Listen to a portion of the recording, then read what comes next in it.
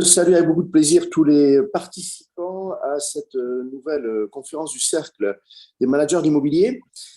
Alors, je le fais avec d'autant plus de plaisir que c'est vrai que lors de nos réunions mensuelles, souvent on identifie des difficultés, des problèmes, toujours pour trouver des solutions pour la communauté professionnelle et au bénéfice du client final, qu'on parle de logement ou d'autres actifs. Cette fois-ci, on a tenu avec mes co-organisateurs, dont Benjamin Damouny, président du Cercle, qui va s'exprimer tout à l'heure, on a tenu à traiter d'un sujet, la transition environnementale des logements, d'une manière un peu inhabituelle. On ne va pas se voiler la face, on parle beaucoup de cette mutation très, très importante, historique, avec un ton un peu sombre, en mettant en avant les embarras, les difficultés, tout ce qui empêche les propriétaires bailleurs, les copropriétaires, tout ce qui complique la tâche des gestionnaires. On a fait le pari, sans renier tous ces constats qu'on a fait à d'autres moments, qu'on fera sûrement encore par le passé, dans le futur, on a tenu à montrer ce qui était possible. Pourquoi ? Tout simplement parce que on s'est aperçu que des entreprises apparaissaient pour apporter des solutions à ces problèmes-là. Alors, ça s'appelle des startups, hein, des entreprises qui naissent pour apporter un service nouveau, qu'il soit digital ou qu'il ne le soit pas. Et puis, on s'est aperçu aussi de deux autres choses. La profession se met en mouvement. Et on a avec nous des représentants du monde de la gestion locative, du monde de la copropriété, en tout cas des professionnels qui vivent les difficultés et puis qui les surmontent ou qui tentent de le faire. Et en dernier lieu, voilà, je voudrais faire une petite référence personnelle. J'étais dans un grand salon d'immobilier en région tout ce week-end, c'est à Toulouse. On s'aperçoit que les ménages ont envie. Ils ont envie de faire. Bien sûr, ils voient les problèmes, ils ont envie de les surmonter et ils ont envie qu'on les aide à surmonter ces problèmes. Voilà, c'est le fond. Donc, une table ronde qui part du principe qu'il y a des solutions, alors que souvent, on partait du principe qu'il y avait des problèmes et qu'il fallait les identifier. Donc, je remercie tous les participants. Je vais les citer. Ils sont entrés dans cette logique-là. Je cite Catherine Albanesi, alors par ordre alphabétique, c'est pas difficile. Catherine est administrateur de biens et en particulier spécialiste de gestion locative. Elle dirige une agence parisienne. Elle est aussi associée dans un cabinet familial et elle connaît bien l'univers de la copropriété, mais elle sera la voix de la gestion locative aujourd'hui. Elle est également administratrice de la FNAIM du Grand Paris et elle a aussi des responsabilités à la FNAIM nationale. Elle en est la coprésidente de la commission gestion locative. Bonjour Catherine. Bonjour Henri. Merci beaucoup d'être avec nous. Voilà, on a plaisir. Alors, grâce à toi, on se rapproche de la parité. Je le dis avec beaucoup de sérieux parce qu'avec Benjamin, on s'y attache et puis quelquefois, on échoue. Alors là, voilà, on n'a pas complètement réussi.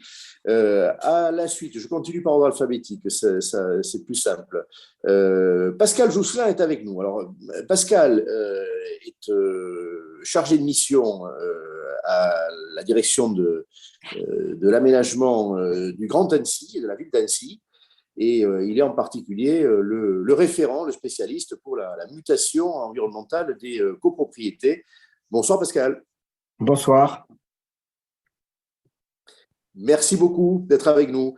Alors Pascal, je vais tout vous dire. On l'a découvert à la faveur du Salon national de la copropriété, dernière édition. On avait fait une table ronde. J'avais pris ma part pour mettre à l'avant des exemples vertueux de transition environnementale. Il y avait des exemples, des bons exemples de villes. La ville de Paris était là, et puis il y avait la ville d'Annecy. On a souhaité avoir son témoignage ce soir. Merci encore. À sa suite, je continue par ordre alphabétique. Avidan Koubi, il est avec nous. Bonsoir. Et il est le cofondateur d'une entreprise, une start-up qui s'appelle Monga. Il nous la présentera tout à l'heure. Il est là parce que je l'ai vu tout à l'heure. Bon, ben, il y a peut-être un problème. En tout cas, il ne manque pas l'appel, je vous Pardonnez-moi, rassure. non, excusez-moi, le son était coupé. Voilà, c'est bon. Bonsoir Henri, désolé. Petit Bonsoir, bien.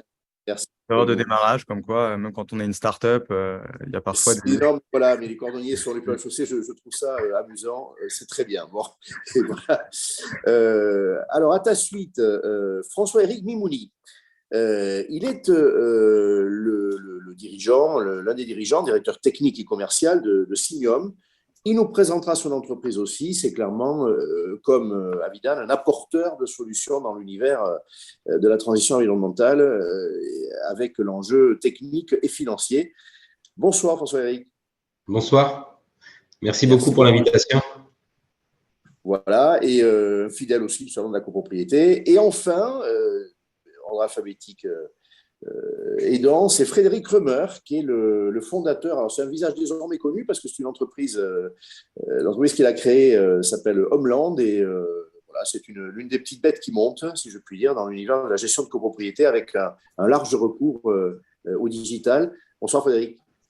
Bonsoir Henri, merci pour cette intro positive. Merci beaucoup, Frédéric. Benjamin, tu nous dis quelques mots d'accueil comme il se doit, et puis après, on entrera dans le vif du sujet.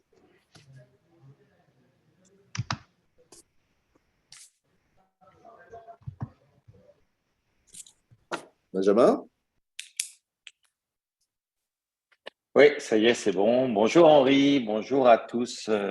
On a toujours voulu que notre cercle soit permette d'apporter des réponses sur des sujets. On sait que ce sujet préoccupe tous les propriétaires, qu'ils soient bailleurs ou non, en France, et que la loi climat résilience a imposé des échéances extrêmement compliquées à atteindre pour les propriétaires, parce que les travaux sont importants et qu'à date, nous n'avions pas de solution. Et c'est pour ça qu'on a voulu que cette conférence puisse apporter des réponses sur ces sujets et pour essayer de tirer le positif, parce que tout le monde souhaite rénover son bien énergétiquement. C'est une volonté, comme le disait Henri en introduction, de tous les propriétaires bailleurs, de tous les propriétaires. Et donc, on est là aujourd'hui, je l'espère, pour leur apporter des réponses. Merci Benjamin. Ce qui est sûr, c'est que la filière professionnelle qui fait l'essentiel de nos participants, même si les particuliers peuvent évidemment être des nôtres, est venue nombreuse, parce qu'on est près de 500. Et si je suis honnête avec vous, je vous dirais que je n'étais pas certain sur ce sujet que nous aurions une telle fréquentation. Voilà, on est en vitesse de croisière. Donc, ce que vient de dire Benjamin est clair. Il y a une attente de réponse. Et on va donner, je crois, de bons exemples et des raisons de vouloir avancer. J'ajoute à ce qu'a dit Benjamin, cette envie, elle vient sûrement d'une lame de fond, parce que cette volonté d'améliorer le parc de logement, elle est là chez tous les propriétaires, maisons individuelles, copropriétés, propriétaires bailleurs. Et il y a aussi l'enjeu de la valorisation du patrimoine. On sait aujourd'hui qu'un critère de valorisation, c'est celui-là, c'est le DPE, c'est la qualité environnementale. Donc il y a un attachement sûrement culturel aujourd'hui et un attachement patrimonial économique. Allez, on entre dans le vif du sujet. Alors Pascal Jousselin, Pascal, je vais te donner la parole d'abord. Bon, tu représentes une grande collectivité locale, Annecy, le Grand Annecy, et je veux dire spontanément qu'on n'aurait pas forcément attendu Annecy au rendez-vous de la réussite de cette mutation environnementale des copropriétés. Pourquoi ? Parce que ville historique, patrimoine existant forcément complexe à manier, en tout cas c'est la vision qu'on peut en avoir de l'extérieur. Et très clairement, la ville d'Annecy, qui n'est pas pour rien, le Grand Annecy, ont à leur actif des réussites patrimoniales. On souhaiterait que tu puisses en témoigner et surtout nous dire quelle a été la méthode pour surmonter les difficultés. Alors les difficultés techniques, les difficultés pour convaincre, les difficultés donc, juridiques, hein, il faut voter en copropriété et au bénéfice des bailleurs, les difficultés financières, elles sont très fortes. ça fait déjà quelques années que tu as la manœuvre, avec une relation extrêmement forte, extrêmement complice, si je puis dire, avec les gestionnaires, les administrateurs de biens. Voilà, donc les questions, elles sont simples, c'est témoignage, qu'est-ce qui s'est passé, qu'est-ce qui marche pas, quelles solutions tu es arrivé à mettre en œuvre, en liaison sans doute avec d'autres opérateurs que tu peux évidemment citer. Bien, merci de m'avoir invité en tant que collectivité. Cela fait aujourd'hui 10 ans que la ville d'Annecy a initié le premier programme de rénovation énergétique. Donc, on était vraiment au tout début. Les exemples de collectivités que l'on avait devant nous, c'était Grenoble avec Murmure 1, qui effectivement avait un peu essuyé les plâtres. On a regardé ce qui ne fonctionnait pas et on s'est dit, on va étudier une nouvelle méthode, puisque si on reprend la même, on aura probablement les mêmes écueils. La priorité qui a été donnée par effectivement la ville d'Annecy. Alors d'abord, la ville d'Annecy, effectivement, a donné carte blanche à son équipe. C'est quand même assez rare, il faut le souligner. Carte blanche pour élaborer une méthode efficace pour embarquer la rénovation énergétique des copropriétés. Et on a fait le pari de travailler en étroite collaboration avec les syndics. Je crois que c'est la base de toute réussite dans ce programme. Rien ne peut se faire sans les syndics. Donc, on est en partenariat tous les jours, toutes les semaines, avec tous les gestionnaires individuellement, pour mener à bien cette opération. On est facilitateur, la collectivité est facilitateur, et elle est le service après-vente, le SAV On de ne la t'entend rénovation plus, un petit problème de… Voilà. Vous m'entendez?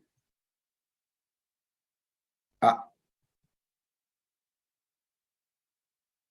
Est-ce que vous m'entendez toujours? Imparfaitement. Ah. Est-ce que cela va mieux maintenant? Pascal, moi je t'entends très bien, mais c'est Henri que j'entends plus très bien. Donc peut-être Oui. que tu peux continuer. Je pense que c'est le problème est de son D'accord, côté. c'est peut-être lui. Donc, C'est ça. tout simplement, le partenariat avec les syndics, c'est la priorité, et surtout, la collectivité joue un rôle qui est un petit peu différent. On sait que les collectivités prennent attache auprès d'un assistant à maîtrise d'ouvrage, qui est l'opérateur. L'opérateur fait un certain travail, les maîtres d'œuvre font leur travail, etc. Mais souvent, la collectivité a délégué cette action, mais n'est pas partie prenante. Or, pour que cela fonctionne, il faut que ce soit un agent de la collectivité qui soit sur le terrain, en partenariat avec les autres partenaires et les autres artisans de la rénovation énergétique. Donc, comme je le disais tout à l'heure, on est le service après-vente, c'est-à-dire qu'on est en permanence relié à tout le monde téléphoniquement, et on a une réactivité immédiate. Et après, effectivement, on accompagne toutes les copropriétés. Notre particularité, c'est d'être présent dans toutes les assemblées générales, quelles qu'elles soient. Cela représente dans les pics forts donc des journées, 3 à 4 assemblées par soir. Et on est présent dans toutes les assemblées générales. Donc, au début, on demande au syndic d'être présent, et aujourd'hui, effectivement, ils nous sollicitent de façon à accompagner la copropriété, lever tous les freins anxiogènes que représente la rénovation énergétique. Et aujourd'hui, plus de 90% des immeubles qui sont rentrés dans le dispositif vont au vote des travaux. C'était important pour nous de capitaliser là-dessus, puisque effectivement, dans certains territoires, il y a beaucoup de copropriétés qui s'engagent, mais quand on arrive au vote des travaux, ils ont un peu un retour qui est de l'ordre de 30% de refus. Or, tout le travail a été accompli, c'est dommage de ne pas aller au bout. Et effectivement, l'objectif, c'est d'arriver au bout de la rénovation énergétique. Et aujourd'hui, le programme est à peu près au double, les résultats sont à peu près au double de ce qui avait été initialement retenu. Après, je réponds à votre question s'il y en a. Sinon, si je poursuis, effectivement, c'est être en partenariat avec les syndics, être en partenariat avec les organismes bancaires, les prêts, aider les gestionnaires à monter l'ensemble des dossiers. On sait qu'au niveau financement, c'est très compliqué, c'est le point le plus délicat à apporter. Voilà à peu près l'ensemble des éléments à vous donner sur le territoire.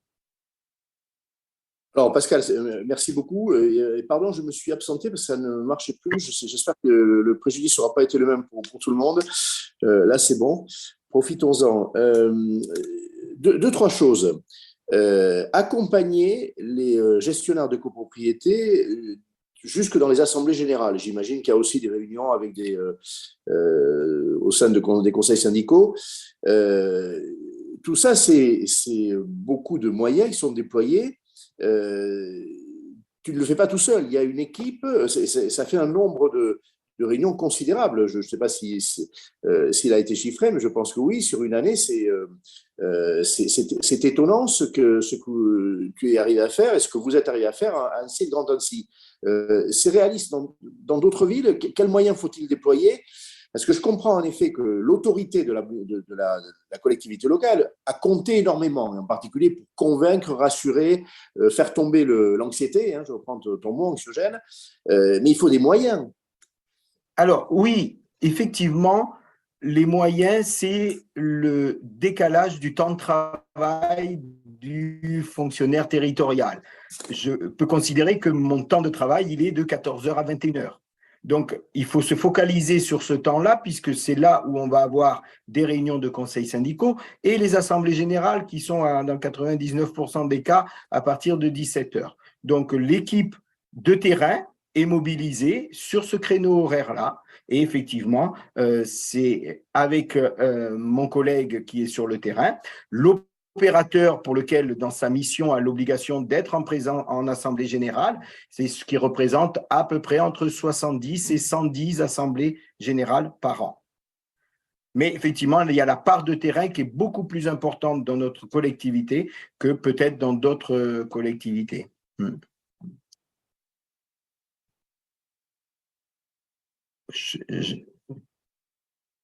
Je pense que notre animateur a peut-être toujours des soucis. Il reste figé à l'écran.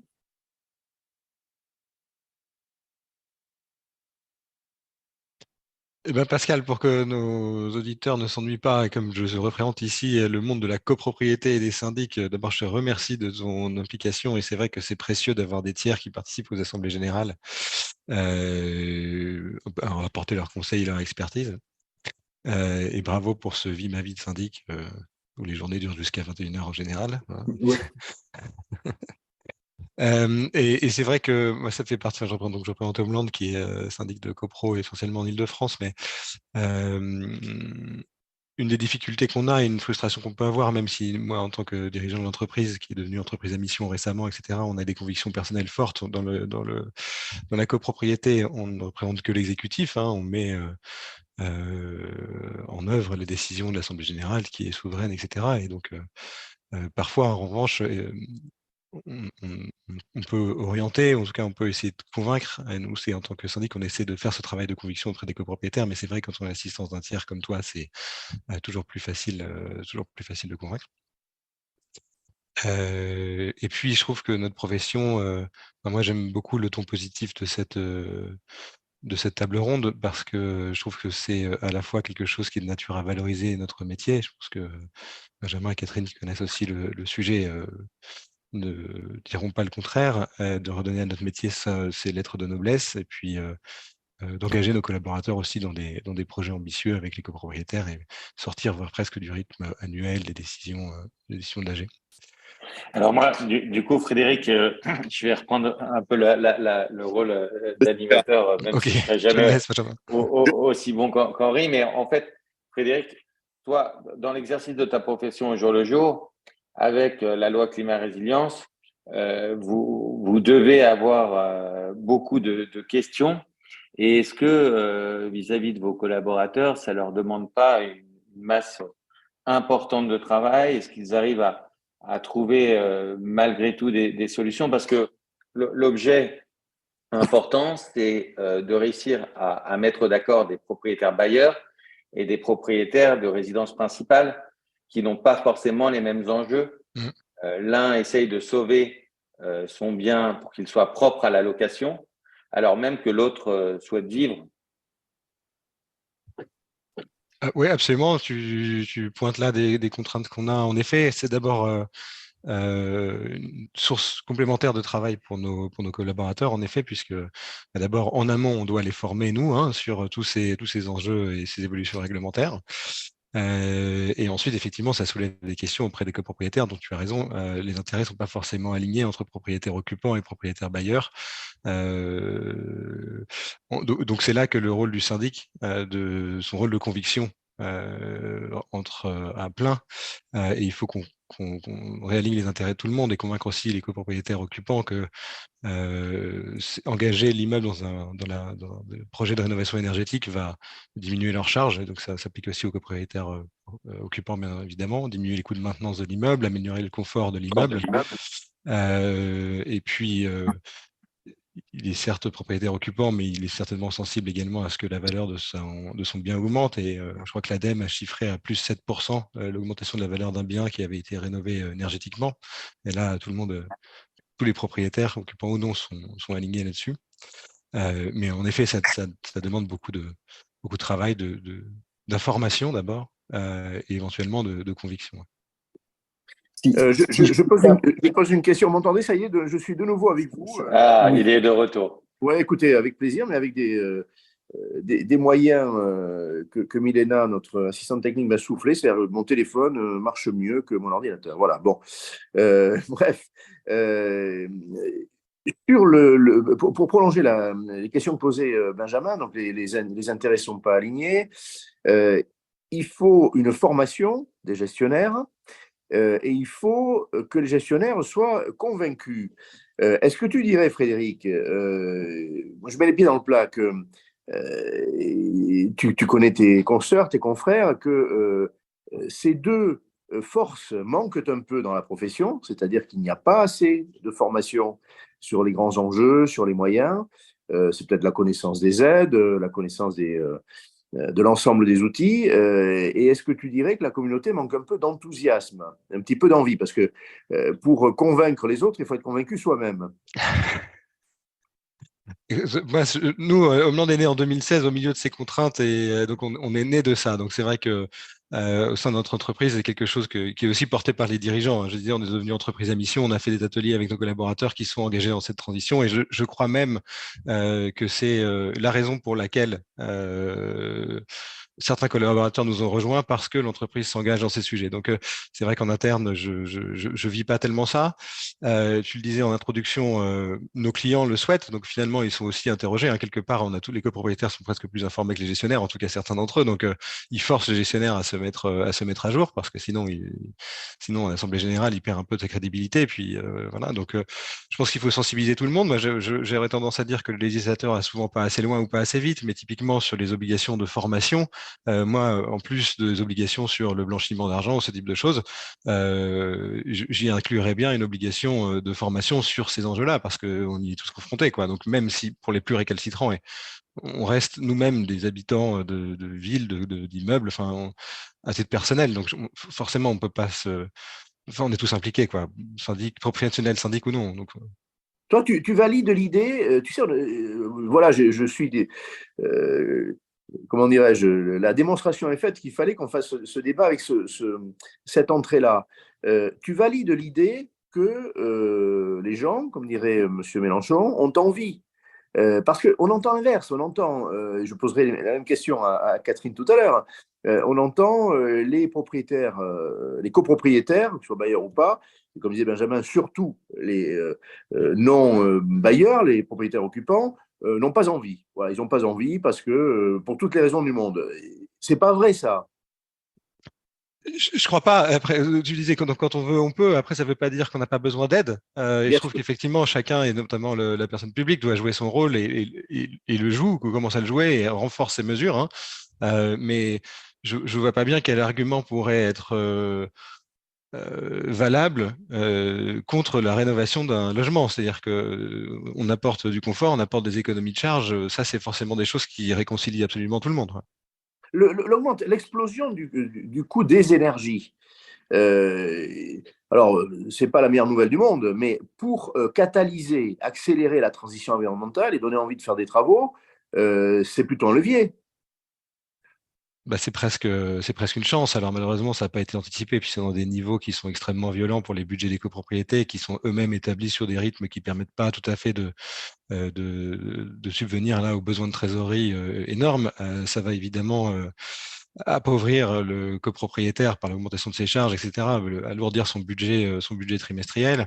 Donc ça va à la fois dans le sens de il faut effectivement mener ces travaux de rénovation, mais par ailleurs, ça en diminue les capacités des propriétaires à la financer. Donc, c'est vrai qu'il va falloir là joindre les deux bouts.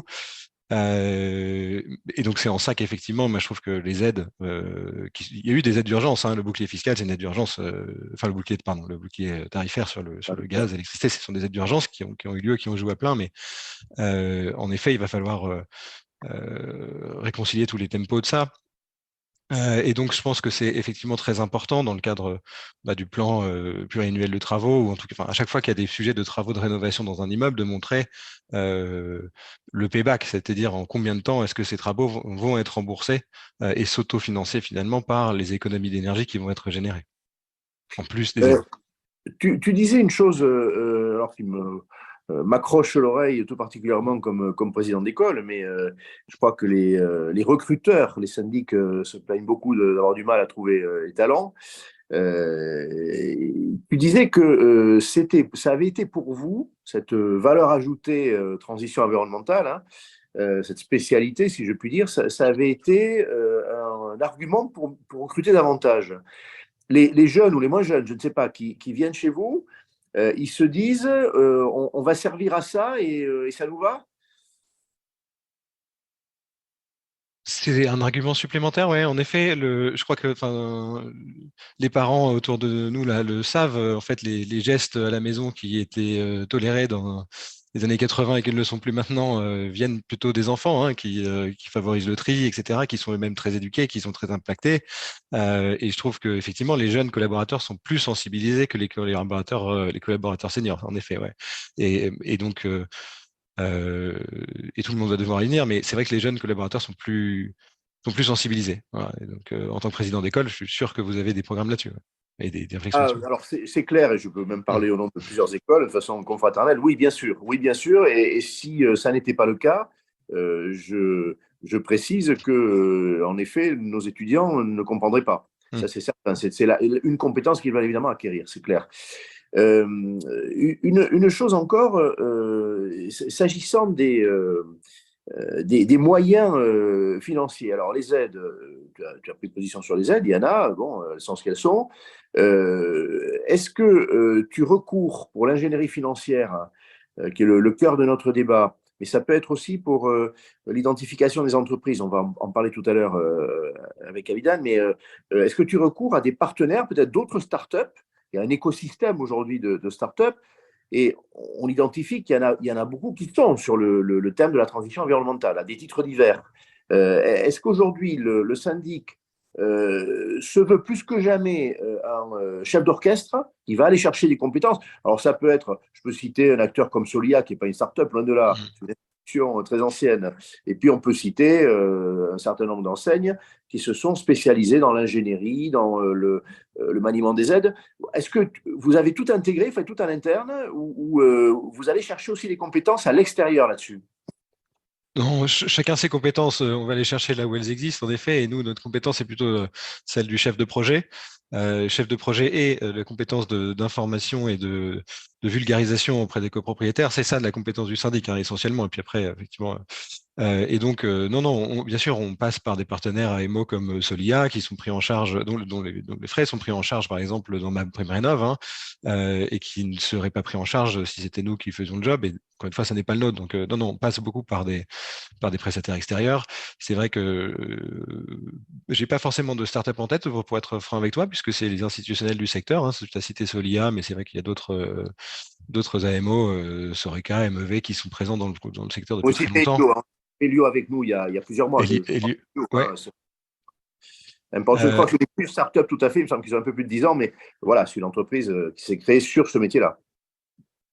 Donc, bien sûr, la rénovation énergétique doit nécessairement, enfin, le projet doit nécessairement fédérer tout un tas d'acteurs, du privé comme Pascal pouvait, enfin, du public, pardon, comme Pascal peut le représenter, à l'acteur privé, qui soit historique ou non, tout le monde est engagé dans la même chose. Et donc, le rôle du syndic, c'est effectivement celui de chef d'orchestre et d'expliquer comment ça va se passer de A à Z aux copropriétaires. Voilà. Pour l'ingénierie financière, c'est pareil, on délègue. Voilà. Une dernière chose, on reviendra vers toi, mais et puisque tu succédais à Pascal, représentant une collectivité locale extrêmement engagée, extrêmement active, et c'est pas d'hier, ça fait plusieurs années, il l'a dit, le lien avec les communes dans lesquelles vous avez votre patrimoine. Il y a Paris, je pense, il doit y en avoir peut-être d'autres alentours, tu peux en citer quelques-unes. Est-ce que elles vous apportent une aide? Alors Paris a des outils, hein, l'Agence parisienne du climat, qu'on pourrait citer, ou d'autres. Il y a les espaces info-énergie, il y a Coach CoPro, donc il y a une panoplie, peut-être un peu plus à Paris et dans d'autres grandes villes que dans les villes moyennes, mais voilà, est-ce que les collectivités locales sont des partenaires engagés concrètement dans le boulot du syndic? Je crois que c'est laissé à la liberté de la collectivité territoriale. Nous, on a eu des expériences assez diverses. On est essentiellement en Île-de-France. Et l'Île-de-France, c'est des réalités économiques qui sont très différentes, hein, des copropriétaires entre les arrondissements parisiens, tous sont à peu près comparables, mais les arrondissements parisiens et puis le 93, c'est très différent. Et donc, les collectivités territoriales sont engagées aussi de façon très différente. Nous, c'est vrai qu'on fait, je crois, à peu près le même... on gère à peu près autant de l'eau à Paris 75 en Seine-Saint-Denis 93, et les enjeux sont très différents, alors que pourtant on est éloigné de quelques kilomètres, et donc l'implication des collectivités territoriales sont très différentes. À Paris, c'est vrai que quand on regarde les aides qui sont soumises à des critères de revenus par foyer fiscal, bon, c'est difficile à mettre en œuvre, hein, parce que quand vous prenez même dans les quartiers les plus populaires de Paris, on rentre rarement dans ces critères, et en tout cas pas dans la volumétrie qui est nécessitée, notamment par Coach CoPro. Donc, avec Paris, je trouve, pourrait s'engager un petit peu plus ou faciliter les critères d'attribution, en réalité avec les propriétaires parisiens. Dans le 93, on observe des choses très différentes, avec une implication beaucoup plus volontariste des communes. D'accord, très, très intéressant.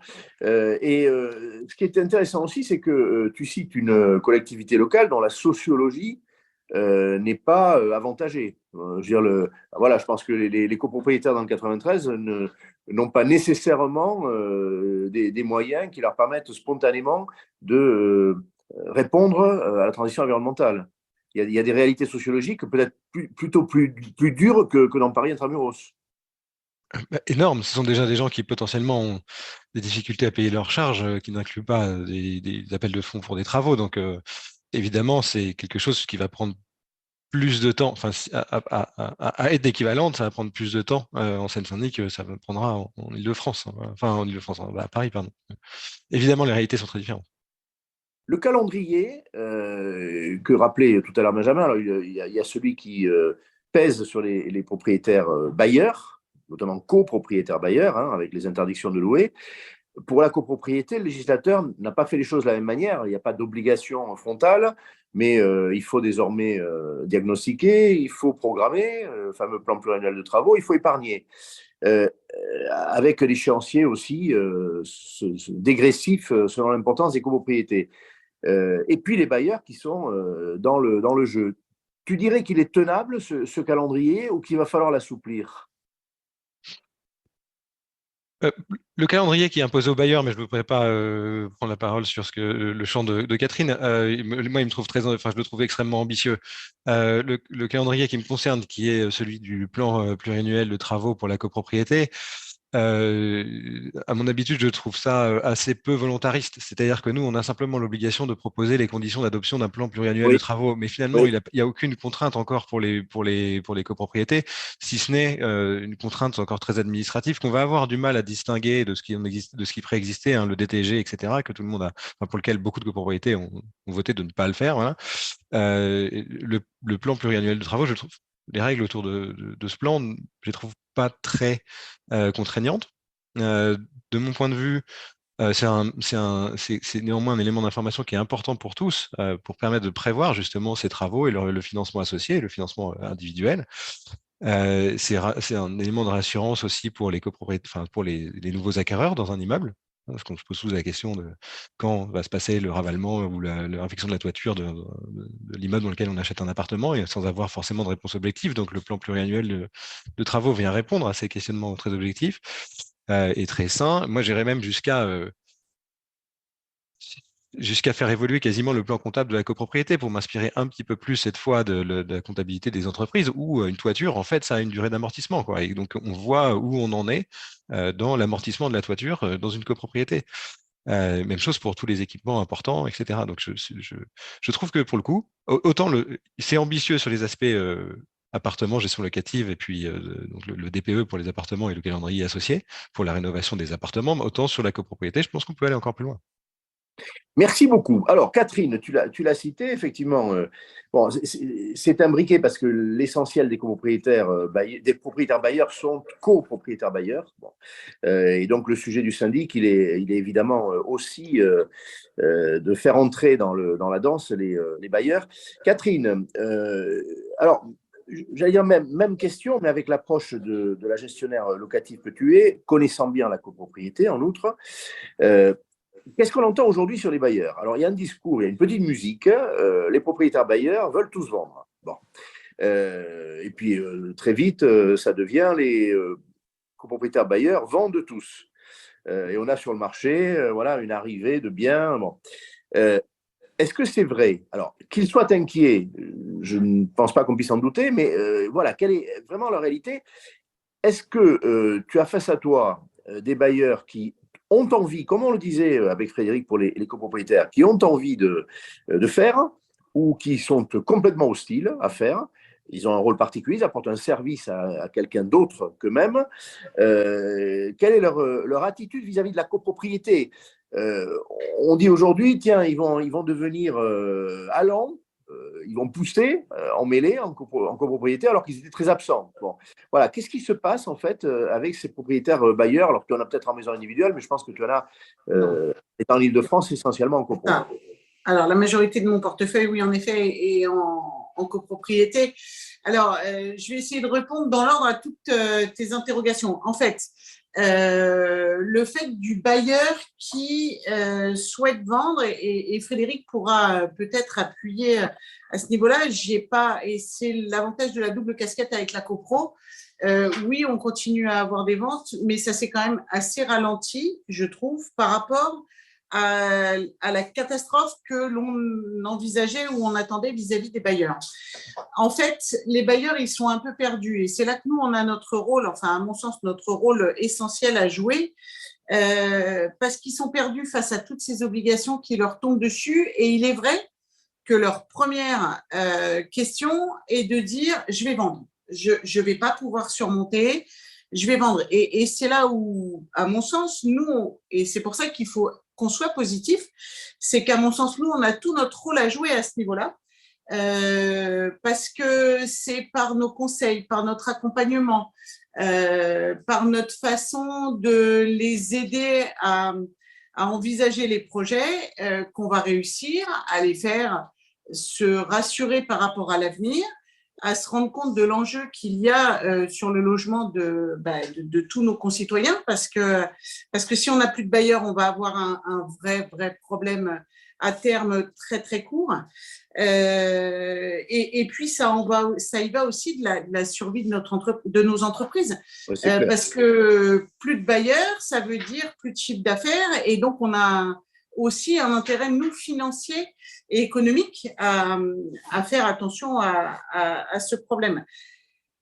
À côté de ça, et comme le disait Frédéric, on a un petit souci, en fait, qui est un souci de calendrier. C'est-à-dire que nos exigences à nous de gérants ou de propriétaires bailleurs, notre temps de la gestion n'est pas le temps de la copropriété.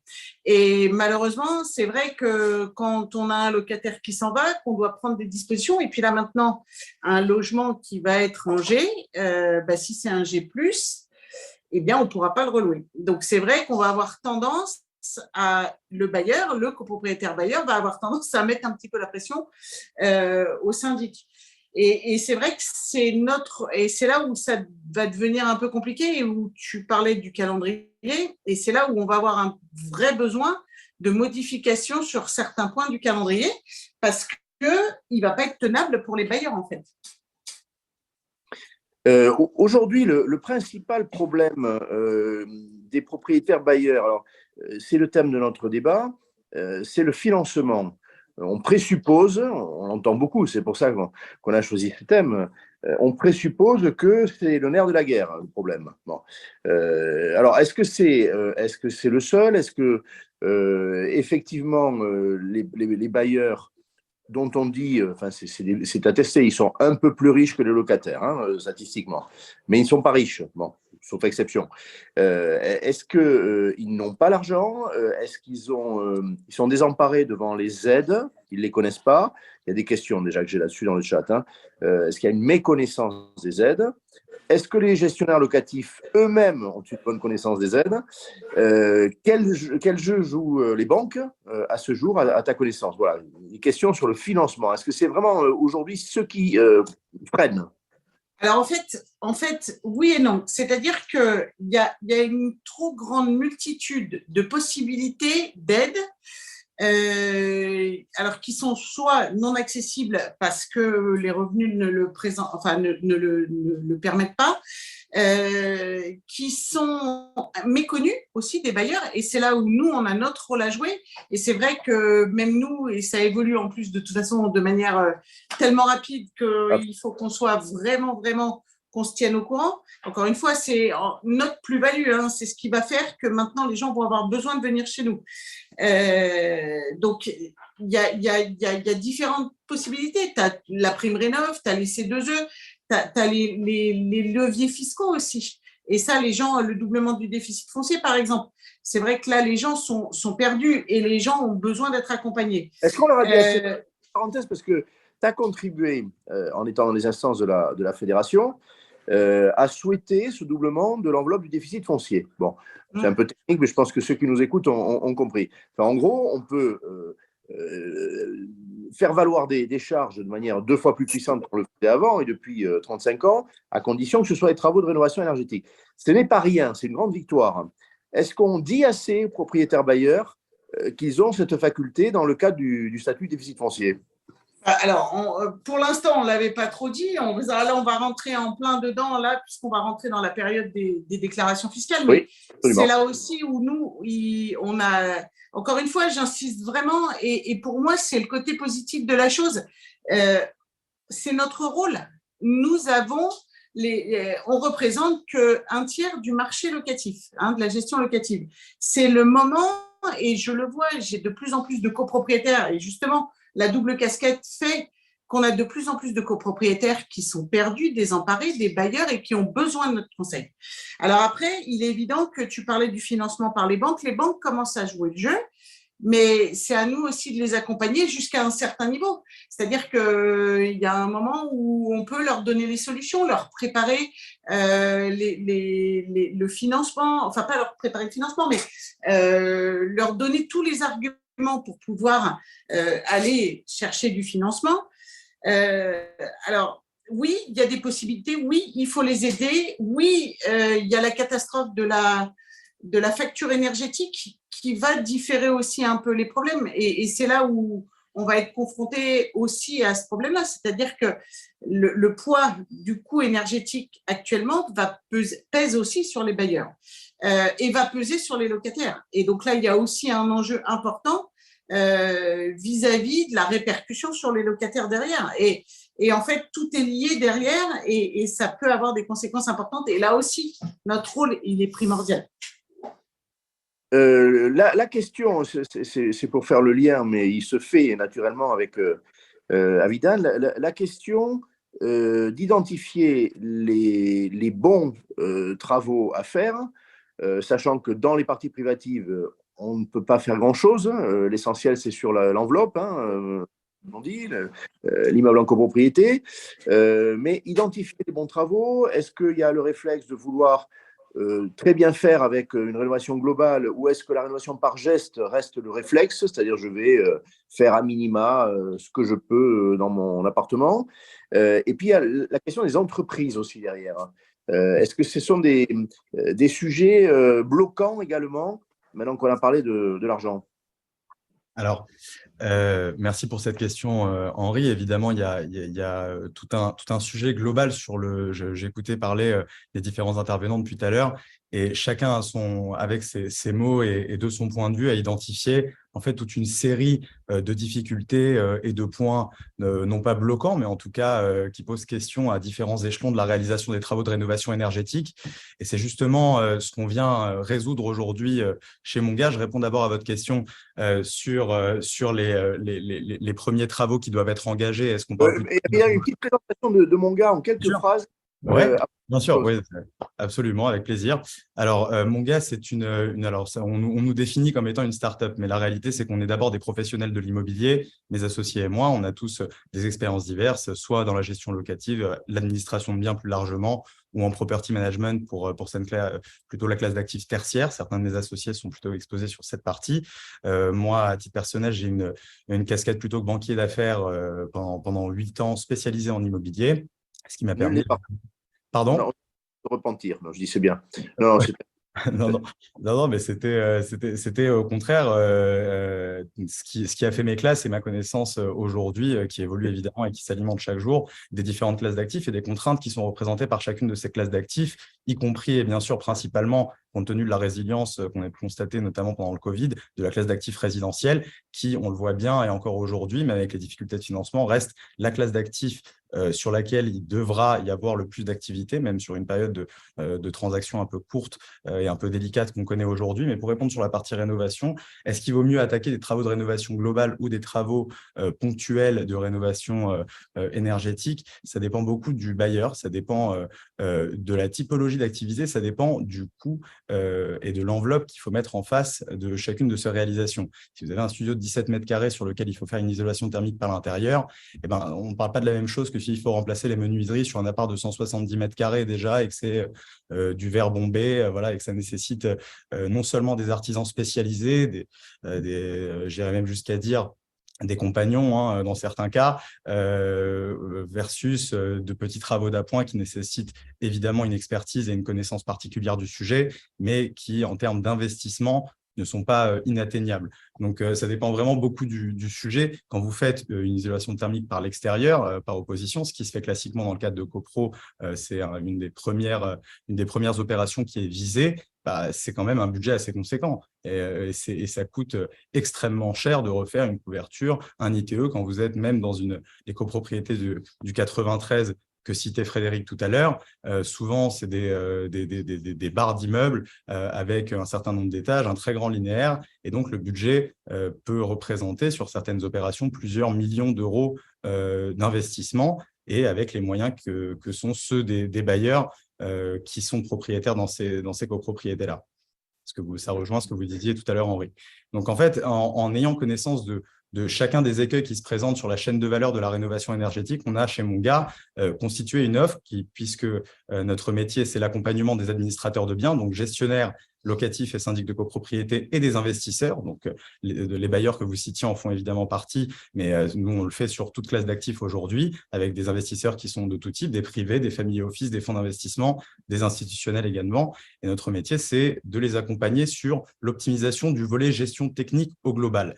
Donc, sur des sujets qui vont du dépannage de la maintenance aux grosses œuvres, sur tout corps détail aujourd'hui, sur toute la France, hors Corse et DOM-TOM.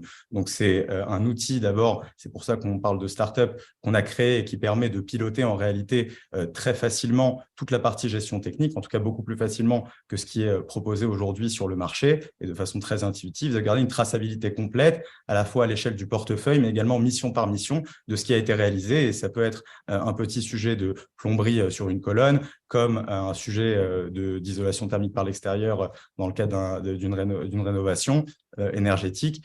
Tout est centralisé sur Monga et vous permet d'avoir cette visibilité et ces informations en instantané.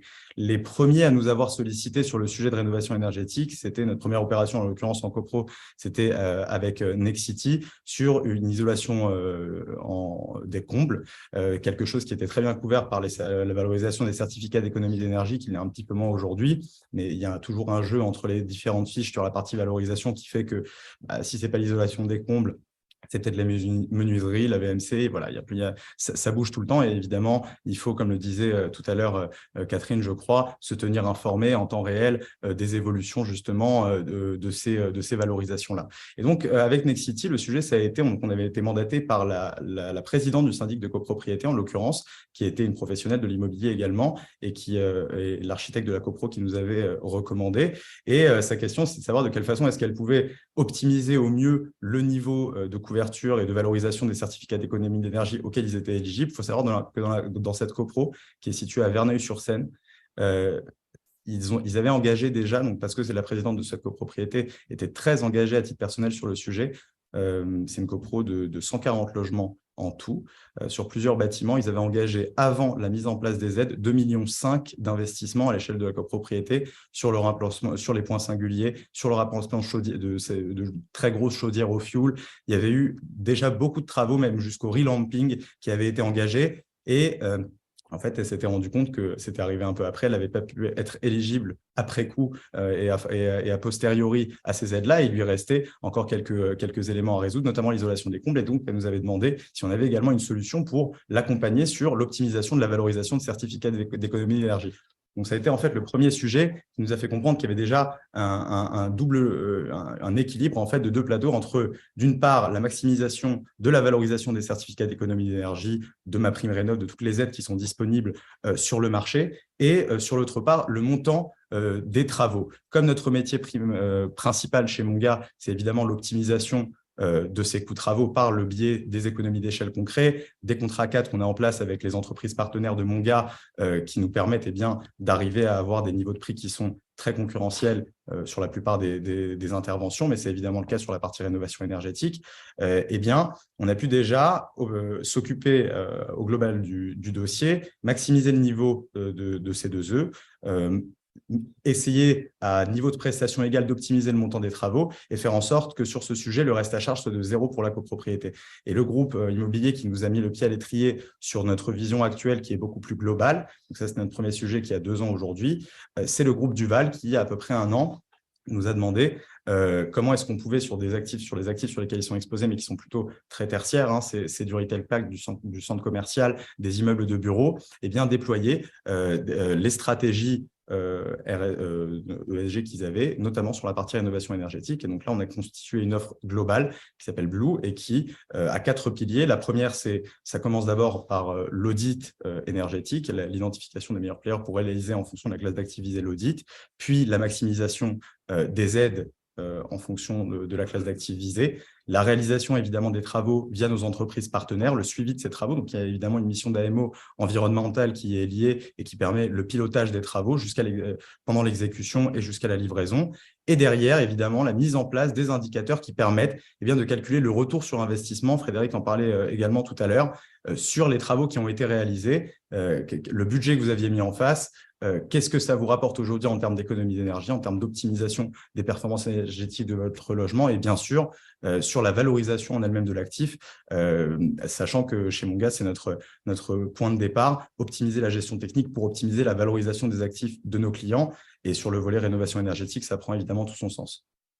Le service ingénierie financière, accompagnement financier, il était dès l'origine dans le métier, si je puis dire, de Monga, où tu as été conduit avec tes associés à l'ajouter parce qu'il y a eu une demande de la part des administrateurs de biens. C'est pour en revenir qui doit faire quoi et est-ce que les administrateurs de biens identifient bien ceux qui peuvent les aider dans cette chaîne de valeur? Bien sûr, en fait, tout à fait, mais le sujet, c'est que c'est un métier, c'est un sujet sur lequel il n'y a pas besoin d'intermédiaire à proprement dit, mais il y a besoin de tiers de confiance. C'est des sujets sur lesquels la confiance est primordiale. Il y a malheureusement énormément d'abus sur le sujet, comme c'est souvent le cas lorsqu'il y a des aides de l'État. C'est quelque chose qui est connu et reconnu, et certaines copropriétés se font flouer sur la réalisation des travaux, sur les financements, sur le fait que les montants de subventions récupérables soient directement des côtés des devis, et parfois avec des deltas qui sont à la faveur soit des entreprises, soit de différents intervenants de la chaîne de valeur. Donc en fait, c'est une position de tiers de confiance qui permet justement l'optimisation à chacun point du processus de réalisation de ce sujet-là. Donc, bien sûr que c'est important de pouvoir le suivre de bout en bout et d'identifier les bons partenaires à chaque étape. Et pour répondre à ta question, est-ce que c'était dans l'ADN de Monga? J'ai envie de te dire quelque part oui, parce que ça a été notre métier pendant plusieurs années, l'ingénierie financière. En l'occurrence, c'est en effet venu d'une demande de nos clients, même si nous, on était plutôt axé travaux, et même s'il y a une réflexion financière, évidemment, parce que c'est l'optimisation des coûts travaux, on n'avait pas anticipé un besoin d'un englobant, d'une proposition qui puisse prendre le sujet à bras-le-corps, accompagner l'administrateur de biens, accompagner le syndic, accompagner le gestionnaire locatif et évidemment les bailleurs dans la constitution de tout le dossier et de la réalisation, en fait. Parce qu'il y a des spécialistes dans chacun des domaines. On a fait le choix, pour aussi rebondir sur ce que tu disais tout à l'heure, de travailler avec des spécialistes partenaires, comme on le fait sur la partie réalisation des travaux, et sur chacun de ces pans, sélectionner de 1 à 3 prestataires, de 3 associés, même sur certains sujets, qui nous permettent de couvrir très simplement, sachant que la partie ingénierie financière est internalisée. Dernière chose, avant le dernier intervenant qui est patient, mais voilà, il fallait bien un ordre que j'ai estimé logique, sur le modèle économique. Parce que quand je parle aussi de réflexes que doivent avoir les administrateurs de biens au service des bailleurs ou des copropriétaires, ça pose la question de comment je vais me partager la valeur, en quelque sorte. Hein. Et je peux comprendre la crainte d'un professionnel qui se dit d'abord, en fait, c'est mon métier, je n'arrive pas à le faire, mais c'est mon métier, donc je le garde, et je ne vais pas forcément répondre à la demande, et puis mes honoraires sont là pour ça. Donc, il faut aussi parler de modèle économique, je crois, de manière extrêmement transparente. Quoi, hein. Bien sûr. Alors, je rappelle qu'on n'est pas là, on ne fait pas de publicité, même si je suis ravi qu'on puisse promouvoir des entreprises, mais la notion de modèle économique, elle s'appliquerait à n'importe quelle entreprise, et je poserai la même question à François-Éric dans 10 secondes. C'est bien sûr normal, et c'est une question qui est tout à fait légitime, et quelque part, je te remercie de me la poser, Henri. Le sujet, il est très simple en réalité. Ça rejoint notre constat de départ sur Monga, c'est l'optimisation du temps de nos clients. L'immobilier, c'est beaucoup de temps, l'administration de biens, c'est le sujet sur lequel vous dépensez le plus de temps. Donc, la gestion technique en particulier, ça peut représenter de 50 à 70% du temps de travail d'un gestionnaire syndic, d'un gestionnaire locatif, d'un propriétaire qui gère son patrimoine en interne. C'est une question qui est extrêmement épidermique. Donc, dans tous les cas, la première question à se poser, c'est de savoir de quelle façon est-ce qu'on valorise son propre temps, le temps de ses collaborateurs, le temps de sa structure, et finalement, comment est-ce qu'on optimise ce temps pour permettre de créer plus de valeur. Donc, c'est le point de départ de notre réflexion. Et fort du constat dont j'espère, ou en tout cas je suppose que pas mal des intervenants et des participants à cette conférence seront d'accord, le fait d'avoir une absence de visibilité, le fait d'avoir cette difficulté de suivi opérationnel et une cacophonie globale sur le marché avec les différents intervenants, l'occupant, l'artisan, sur toute la chaîne, que ce soit de la simple prise de rendez-vous à la réception d'un chantier, eh bien, ça pose cette question de l'optimisation du temps. Donc, encore une fois, il faut mettre en balance ce que représente la part du syndic dans la prise en charge de ces sujets, c'est-à-dire les questions d'arbitrage, de présentation, de discussion et de négociation avec les CS versus l'augmentation du portefeuille à isopérimètre de gestionnaire, par exemple, la possibilité de traiter bien plus simplement ces sujets. Et donc, notre proposition, elle est très simple et elle est transparente. Elle est la suivante, et certains des intervenants la connaissent. On est à 2 € hors taxe par lot par mois sur la partie résidentielle. On a une autre formule de facturation qui se calcule en centimes par mètre carré sur les actifs tertiaires. Et ça inclut, si vous voulez, la globalité de l'offre Monga, c'est-à-dire l'accompagnement à la fois des occupants, propriétaires occupants ou locataires, l'outil pour les professionnels de l'immobilier ADB ou investisseurs qui gèrent leur patrimoine en interne, et la mise à disposition de ce réseau d'artisans qualifiés, régulièrement audités, partout en France. Donc, très clairement, le choix de Monga, ce n'est pas forcément le choix de toutes les entreprises de métiers comparables, mais c'est de dire on est un adjoint, un adjuvant de l'administrateur de biens, et on partage avec lui la valeur. Alors après, il fait son affaire de ce coût, hein, il l'intègre, sur sa marge, il l'ajoute. Enfin, toutes les libertés sont là, mais d'accord, c'est très clair.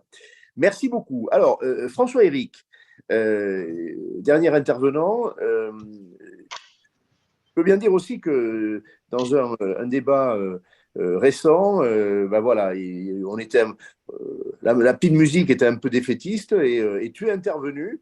D'ailleurs, il y a des questions qui s'adressent à toi là, dans le chat, c'est comment on fait pour actionner un éco-PTZ. Bon, tu étais intervenu en disant, mais il y a des moyens.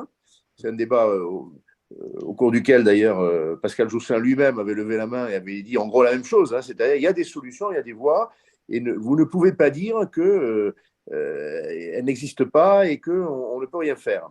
Alors, un petit mot sur le métier de ta société, hein, de la même manière que j'ai demandé à ton prédécesseur. Est-ce que tu crois possible pour les copropriétés de respecter le calendrier? Quels sont les freins qu'il faut lever? Et comment sens-tu cette communauté d'administrateurs de biens qui sont tes interlocuteurs naturels? Tu n'as pas encore présenté la société, mais j'anticipe là-dessus. Bon, tout d'abord, pour ce qui est pour les administrateurs de biens, ça fait environ 4-5 ans que j'essaye au maximum de les approcher. C'est vrai qu'ils sont assez réticents. En général, ils n'ont pas trop de temps, je pense. Ils ont une masse de travail qui est assez gigantesque, et là on leur remet sur le dos tout ça à s'occuper. Je parle de MaPrimeRénov' par exemple comme aide, c'est que eux qui peuvent se prévaloir pour la recevoir. Coach CoPro, pareil. Donc c'est vrai que c'est une charge de travail terrible. En plus de ça, c'est rajouter ces augmentations de gaz. Ils avaient la tête remplie de ces problèmes, ces soucis par rapport à leur chargé d'affaires qui ne savait pas comment prendre les choses, comment annoncer que ça allait se multiplier par 10, comment… Bon, alors, je peux comprendre que ça a été remis un petit peu au second plan, mais c'est maintenant qu'on a les aides. Un exemple, il y a des aides qui ont disparu, qui étaient complètement dans la gratuité pour certains travaux d'isolation. Donc, c'est des aides qui sont volatiles. On ne sait pas ce qui va se passer dans 1 an ou dans 2 ans. Donc, là, à l'heure actuelle, il y a beaucoup de choses qui sont mises en place. Donc, autant en profiter. Alors, c'est juste une petite parenthèse pour parler des administrateurs, mais on pourra en revenir après. Je vais présenter mon entreprise, alors qui construit ou qui rénove depuis 50 ans. On a créé la branche Simium vraiment par opportunisme par rapport à l'isolation pure et dure qui nous a semblé très simple à réaliser parce qu'on l'a proposé dans la gratuité totale. Donc, c'est vrai que attendez, j'ai une petite… Alors, juste pour savoir que pendant 3-4 ans, on a beaucoup travaillé là-dessus.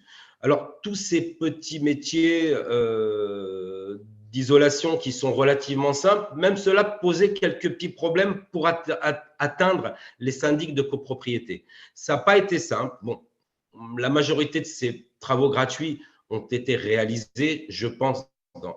Et là, il se trouve qu'on a des nouveaux outils par des fiches, aussi bien pour les syndics de copropriété, je parle de C2E, hein, aussi bien pour les C2E qui sont récupérables par nous-mêmes ou par MaPrimeRénov' ou Coach CoPro qui sont récupérables par les syndics de copropriété. Nous, notre rôle à nous, c'est d'aider dans la globalité, puisqu'on parle de travaux dans leur globalité, d'aider dans la globalité.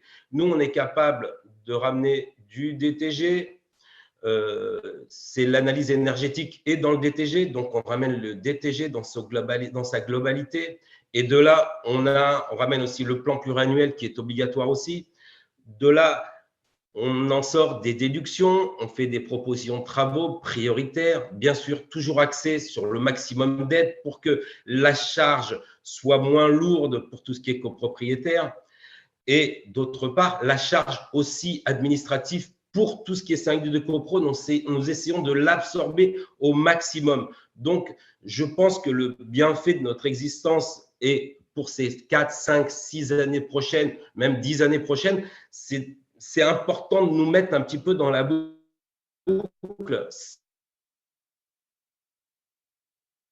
Et ce qu'on ne saurait pas réaliser nous-mêmes, on s'attend de sociétés ou d'entreprises ou de partenaires qui savent gérer chaque poste de travail et chaque poste de métier. Donc, je ne sais pas si dans l'immédiat, j'ai répondu à quelques petites questions, mais le sujet est tellement vaste, ça part un petit peu dans tous les sens, ou ça peut paraître un peu partir dans tous les sens, mais on a quand même le point de départ qui est le DTG. C'est éminemment important de savoir où on est pour savoir où il faut aller. Donc, je pense qu'on a les outils. Donc, en tout cas, dans les services de Simium, il y a la phase diagnostic avec le diagnostic technique global, hein, je traduis DTG, pour les immeubles en copropriété. Il va y avoir l'identification des travaux souhaitables, des travaux prioritaires, avec une approche, tout à l'heure je distinguais globale et par geste, idéalement une approche plus large, globale, ou pas forcément? Pas obligatoirement, ça dépend des cas de figure. S'il se trouve que dans une résidence qui est classée dans le 16e, on ne peut pas intervenir sur un ravalement où il y a un toit qui vient d'être fait. Bon, il reste quoi? Il reste peut-être les sous-sols, les parkings. Bah, à ce moment-là, on va engager les travaux uniquement sur les sous-sols et parkings. Donc, du pragmatisme. Pas d'idéologie globalisante, mais du pragmatisme. Moi, j'ai l'habitude d'essayer d'être pragmatique.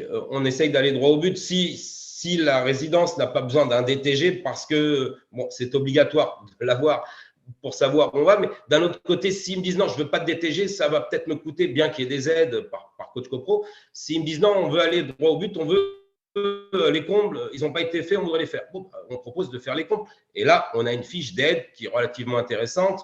Ça peut être pareil pour les points singuliers dans une chaufferie. Maintenant, il y a des sujets beaucoup plus gros qui sont les sujets de chauffage. Et là, on a nos référents chauffage qui passent, qui voient et qui préconisent.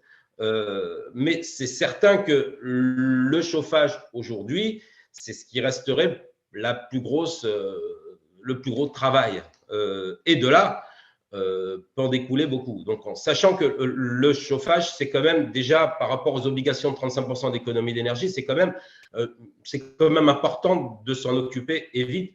Et surtout qu'on a là, ce qui vient d'apparaître quand même, ce sont des gros coups de pouce sur tout ce qui est changement de chauffage, changement de chaudière. C'est clair. D'ailleurs, les 35% de gain énergétique te paraissent atteignables? Oui, largement. Si, je vous dis, en changeant une chaudière, on les a pratiquement. Si on passe d'une chaudière, bon, le cas extrême, ce serait une chaudière fuel, où il y a des gros coups de pouce si on arrive à mettre des pompes à chaleur. Si on y arrive, ce n'est pas partout compatible avec certaines architectures ou certains quartiers, parce qu'une pompe à chaleur, ça peut éventuellement gêner le voisinage. Mais c'est quand même important. Il y a des chaudières biomasse. C'est là où on a les plus gros gisements, disons, d'aide et qui peuvent diminuer la facture. Si on a un ravalement à faire où il n'y a pas trop d'aide, disons qu'on récupère les sous d'un côté qu'on pourrait avoir par certains gisements et on les rebalance de l'autre. C'est ça la globalité. L'histoire, c'est de globaliser. La cible professionnelle de Simium, ce sont les syndics, ou est-ce qu'il y a aussi des gestionnaires locatifs, puisqu'on a avec nous aujourd'hui l'un et l'autre? Écoutez, tout est cible. dans la rénovation globale, tout est cible. Pour ce qui est tertiaire, parce que certainement que dans certains immeubles, il y a aussi du tertiaire, il y a des bureaux. Donc, on peut s'occuper dans la globalité de tout ce qui est aussi bien du tertiaire, des immeubles dans le tertiaire. À ce moment-là, on ne propose pas une fiche 145 de la rénovation globale. Là, on part plus sur du CPE, contrat de performance énergétique. Et chaque cas est un cas différent. Donc, c'est en analysant, en approfondissant un petit peu chaque sujet qu'on arrive à ramener les meilleures solutions avec c'est important de savoir qu'on est là pour aider. Et puis, on arrive à se faire écouter finalement parce qu'au jour d'aujourd'hui, je pense, Henri, on en a discuté quelques fois, c'était un petit peu compliqué d'atteindre. Mais là, aujourd'hui, je pense qu'il y a une vraie prise de conscience et on arrive, d'après déjà les intervenants qu'on a ce soir, on arrive quand même là, je pense que ça y est, les gens sont mûrs et puis ils sont prêts à aller de l'avant, à aider leur copro, à aider le… Non, je pense qu'il y a une nouvelle écoute. Je pense qu'il y a une nouvelle écoute et j'en suis content. Et alors, nouvelle écoute et conscience qu'on ne peut pas tout faire. Je reprends ce que disait tout à l'heure Frédéric, ton prédécesseur. Il disait il faut se recentrer sur la valeur ajoutée qui est de conquérir des immeubles pour en assurer la gestion et donc de déléguer une partie parce que ce n'est pas le cœur du métier de gestionnaire. Cette prise de conscience, tu la ressens aussi chez tes interlocuteurs syndics qui se disent on ne peut pas tout faire et on a besoin d'une aide? Bah là, par exemple, ils sont en AG. J'ai envoyé une multitude de devis de DTG qui ne reviennent pas obligatoirement facilement parce que c'est très, très long à faire admettre qu'il faut passer par là. Je pense qu'ils ont vraiment un gros travail et je ne voudrais pas les plaindre, mais un petit peu, je dis waouh, il faut qu'ils… C'est compliqué pour eux de se faire écouter. Il y a des cas de figure dans le 16e. Je vous dis, j'ai visité un syndic de copro. Il m'a dit, les gens s'en foutent. Hein. De la rénovation globale, ils s'en foutent. Hein. Ils ont 80 ans, ils n'en ont rien à faire. Mais bon, oui, c'est le genre de discours qu'ils doivent avoir. Mais bon, il faut quand même essayer d'avancer, quoi. Oui, parce que est-ce que c'est parce qu'ils s'en foutent, je reprends le mot, et on l'entend effectivement, il faut être très clair. Il y a si on traduit, ils ont une indifférence totale, pour le dire avec d'autres mots. Mais est-ce que c'est parce qu'ils ne mesurent pas qu'il y a des moyens? Et donc, quand on voit que les freins, oui, on passe son chemin. Est-ce que c'est parce qu'on ne leur dit pas que c'est possible qu'ils en viennent à s'en foutre? C'est ce qu'il faut en premier leur expliquer. Ça ne vous coûtera pas trop cher. Et pour leur expliquer… Comment ? Et ça valorise le patrimoine, c'est un sujet. C'est certain que le patrimoine… Et puis, il n'y a pas que de valoriser le patrimoine. On valorise son porte-monnaie quand on dépensera moins par une meilleure isolation, par moins de dépenses de chauffage, parce qu'on va adapter une nouvelle chaudière, ou on va adapter une pompe à chaleur, on va adapter… il y a plein de choses à trouver quoi, pour essayer d'améliorer et de diminuer les charges. Donc, la charge qui resterait éventuellement sera largement amortissable sur 1 an, 2 ans, 3 ans, 4 ans, voire 5 ans. François-Éric, est-ce qu'il y a j'essaie aussi de démonter cette chaîne qui se crée ou qui ne se crée pas avec des liens entre les administrateurs de biens et puis des partenaires, et on en a 2 avec nous, dont Simium, il en existe d'autres. Est-ce que cette chaîne a tendance à s'améliorer parce qu'il y a une prise de conscience, mais est-ce que même il n'y a pas une autorité de l'intervenant extérieur à la copropriété qui peut peut-être mieux que le syndic parfois faire basculer la décision? Quand on vient de l'extérieur avec une compétence attestée, une expérience, on a à son actif un certain nombre de réalisations, c'est le cas de Simium. J'ai bien regardé tout ce que vous faites. Est-ce qu'on n'est pas, à un sens, plus crédible que ne va l'être le syndic sur ce point particulier de la transition environnementale? Je pense que, ouais, un petit peu. J'ai la réaction, moi, de certains présidents de copro qui sont là à nous dire oui, notre syndic, il nous en a parlé, mais peut-être pas assez, on ne sait pas trop, et on aurait envie. On aurait envie parce que là, il y a quand même une prise de conscience par rapport aux augmentations qu'il y a ou qu'il va y avoir. Là, ils ont pris une petite claque et puis les présidents de copro, comme je l'ai entendu précédemment, parfois poussent un petit peu certains syndics de copro pour leur demander occupez-vous de notre immeuble parce que c'est le moment, j'ai entendu ça ou j'ai entendu ça. Donc, on les a eu beaucoup au salon de la copro où ils sont venus, ils m'ont rappelé, il y en a beaucoup qui m'ont rappelé par la suite. Moi, je leur dis, écoutez, il n'y a aucun souci. S'ils sont touchables, parce que souvent, c'est compliqué pour moi, qui ne connaît pas spécialement les syndics de copro, c'est difficile de les atteindre. Il y a beaucoup de syndics de copro qui ne répondent pas au téléphone ou qui répondent qu'une demi-journée ou qui sont jamais disponibles. Je vous ai dit, mais je jette pas la pierre. Hein. Je comprends qu'ils soient complètement débordés. Ça a évolué aussi certains comportements, c'est sûr. Mais comme moi, je suis pas le client, je suis plus le fournisseur. C'est normal qu'ils écoutent plus le président de copro que moi. Donc, oui, moi, je peux amener ma pierre et essayer d'essayer de mettre tout mon poids pour essayer de faire comprendre certaines choses. C'est sûr qu'il y a des choses à expliquer. Donc, moi, je suis prêt à intervenir, je suis prêt à aller regardez, ce soir, par exemple, je suis prêt à aller aux AG si nécessaire ou d'envoyer des gens de chez nous. Donc, on peut le faire. On peut même se faire accompagner par des obligés, si nécessaire, pour montrer patte blanche, pour faire rentrer un peu de confiance un petit peu dans tout ça, parce que la confiance, c'est aussi important. C'est qu'on ne laisse pas rentrer chez nous n'importe qui. Et pareil, c'est compréhensible aussi. Donc, il y a plein de facteurs, plein de choses à dire. On expliquera peut-être, même s'il y a beaucoup de professionnels avec nous, que les obligés, ce sont les parties prenantes au certificat d'économie d'énergie. Hein, voilà, ce sont ceux qui, en quelque sorte, sont coupables des émissions de gaz à effet de serre et donc qui se rattrapent, si je puis dire, en subventionnant les travaux. Une chose encore, puisqu'on parle d'argent, il y a des questions là-dessus, hein, très concrètes. Les prêts bancaires, financiers, disons, existants. Alors, il y a l'éco-PTZ, les prêts collectifs, il y a les prêts libres que les banques consentent ou pas. Notamment, il y a peu d'établissements, on le sait, qui font des prêts collectifs copropriété. Qu'est-ce que tu nous dirais sur ces outils de financement ? Est-ce qu'il y en a un nombre finalement suffisant ? Est-ce qu'il en faudra encore d'autres ? Est-ce que la panoplie est déjà assez fournie ? Pas trop.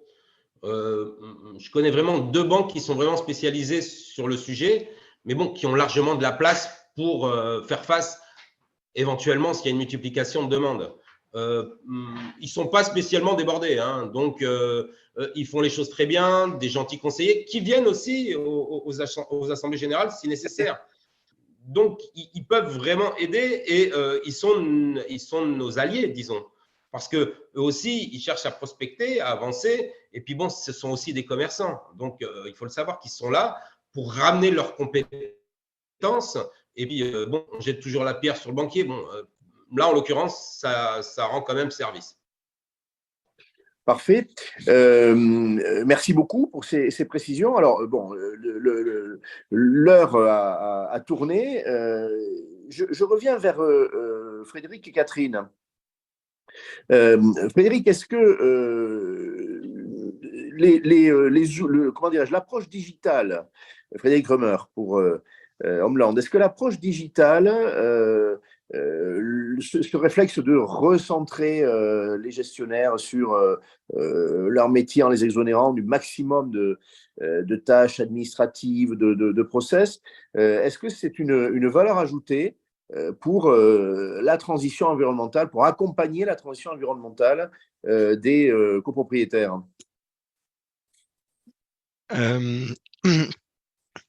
Alors, nous, on a 2 aspects un peu différenciants par rapport à l'organisation traditionnelle des syndics. C'est qu'effectivement, on est éditeur de notre propre outil, donc qui nous permet d'aller exploiter des gisements de productivité, mais essentiellement sur des aspects à faible valeur ajoutée. Donc, la saisie des factures, le reporting des petites interventions copropriétaires, etc. Donc, moi, je considère que les enjeux de rénovation énergétique et de travaux d'ampleur, l'obtention de financement, de subventions, etc., tout ça, c'est des sujets à valeur ajoutée. Et effectivement, pour que le gestionnaire ait le temps de s'y consacrer, il faut le débarrasser des autres tâches. Donc, le digital aide à faire gagner du temps au gestionnaire pour qu'il se consacre aux parties à valeur ajoutée de son travail, en effet.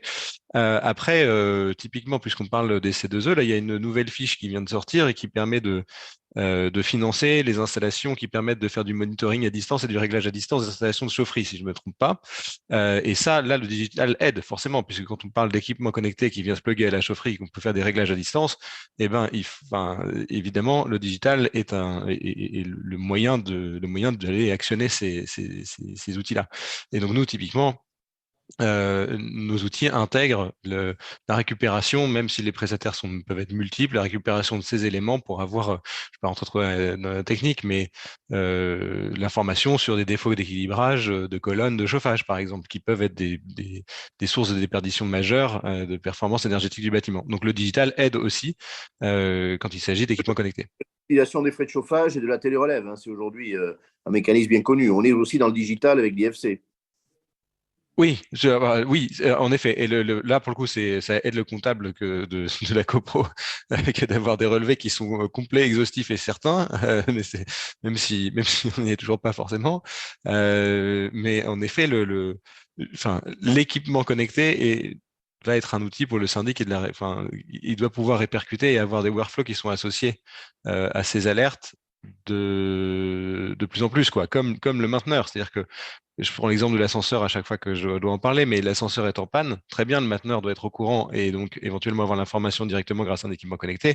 Mais nous, le syndic, on doit aussi être au courant pour pouvoir informer l'intégralité des occupants de l'immeuble que l'ascenseur est en panne. Voilà. Donc le digital aide sur tous ces sujets. Et sur la performance énergétique, on est autour de cet organe qui est la chaudière. Et donc, effectivement, le législateur a fait évoluer les fiches C2E pour inclure ça tout à fait récemment sous le contrôle de François-Éric, parce que je suis moins expert que lui sur ce sujet. Ça s'appelle le GTB, Gestion technique du bâtiment. Donc, avec cet outil, ou alors un éco-régulateur, on arrive à avoir un témoin ou un mouchard qui nous dit où c'est qu'il y a un petit problème dans l'immeuble. Donc, c'est immédiatement important. Et il y a une fiche qui est relativement importante et puis qui peut aller avec tout le reste, toute la globalité qu'on peut amener à un immeuble. Une question à Pascal, je reviendrai vers Catherine tout à l'heure, j'ai annoncé. Pascal Jousselin, sur les outils, même question que je posais tout à l'heure à Pierre-Éric, est-ce que les prêts, alors qu'ils soient publics, qu'ils soient privés, aujourd'hui sont une réponse assez forte pour convaincre les copropriétaires?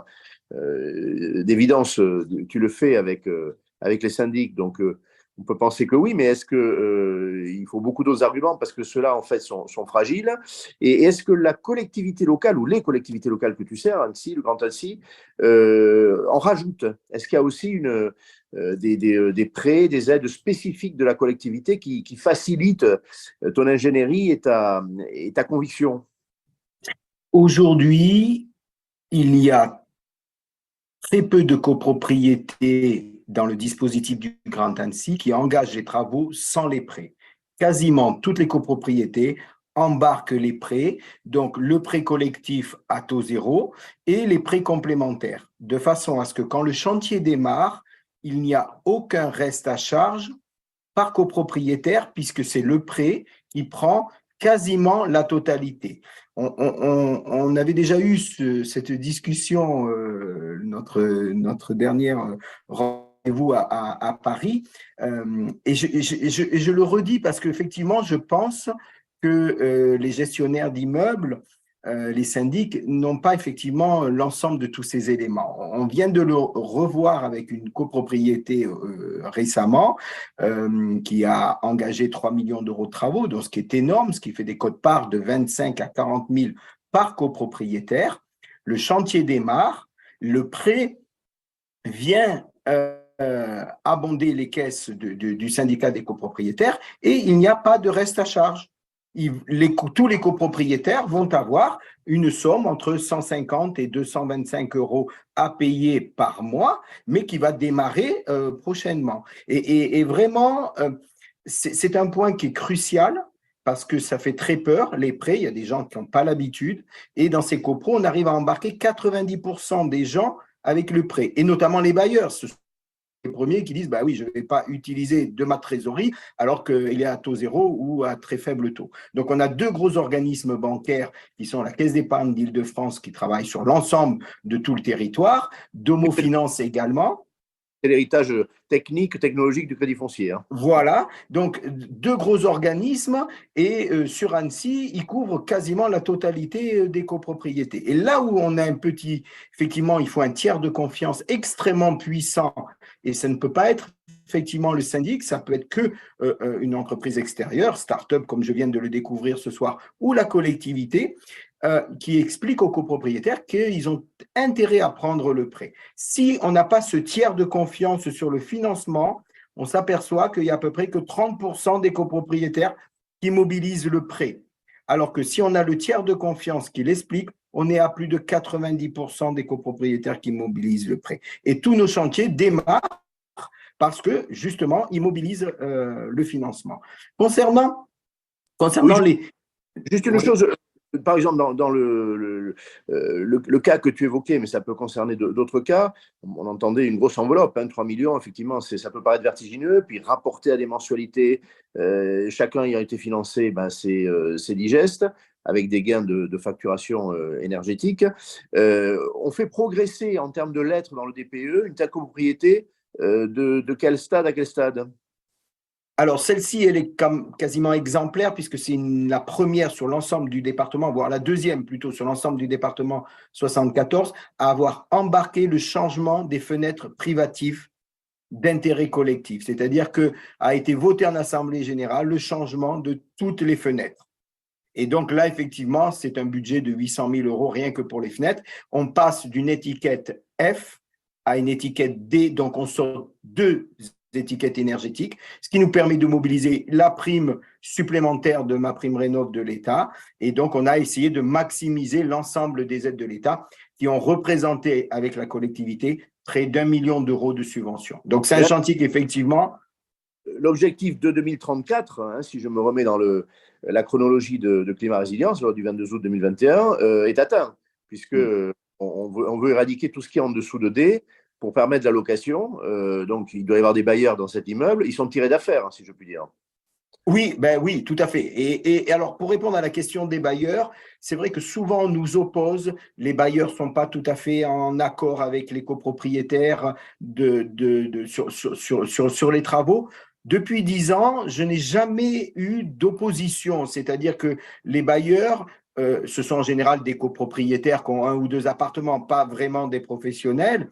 Et si on leur explique, comme vous l'avez dit tout à l'heure, qu'effectivement, ils vont défiscaliser, ils vont avoir les prêts, ils vont avoir les subventions à titre collectif, puisqu'ils ne peuvent pas bénéficier d'aide individuelle, mais avec MaPrimeRénov', ils peuvent le faire. Et en général, ils comprennent aussi bien, voire mieux que les copropriétaires, l'intérêt d'engager les travaux. On a très peu de confrontation entre les propriétaires bailleurs et les propriétaires occupants dans ce genre de programme. Mais comme vous l'avez dit, il faut le tiers de confiance qui intervient en Assemblée générale et qui effectivement apporte l'ensemble des éléments. Merci beaucoup. J'intercale, je vais vers Catherine, ce sera la dernière que j'interrogerai. Je reviens vers Frédéric.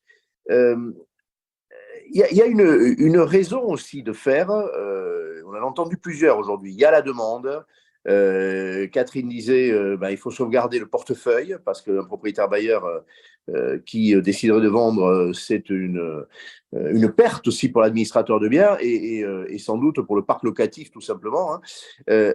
Est-ce qu'on entend assez la raison liée à des honoraires également qui viennent apporter de la valeur, de la création de valeur au syndic de copropriété? Déclencher, je prends l'exemple que Pascal vient d'apporter, déclencher des travaux de 3 millions d'euros, c'est absolument colossal et on peut prétendre à des honoraires de suivi de ces travaux. Frédéric. Bien sûr, et le syndic historiquement il peine à justifier ses honoraires travaux parce que ils sont mal compris des copropriétaires à côté des honoraires de l'architecte, etc. Et je trouve que des projets d'ampleur comme ça qui nécessitent de la coordination, comme le disais au début, un vrai travail de chef de projet, de coordination des différentes parties, un travail qui va éventuellement d'aller proposer l'élaboration du PPT jusqu'à on fait un plan de travaux qui soit gigantesque comme celui qu'évoquait Pascal. Là, le rôle du syndic est plus clairement identifié par le copropriétaire. Je trouve qu'il y a toujours une difficulté d'expression en pourcentage des travaux, etc. Donc, nous, on aime bien ramener ça en termes de volume horaire facturé, etc.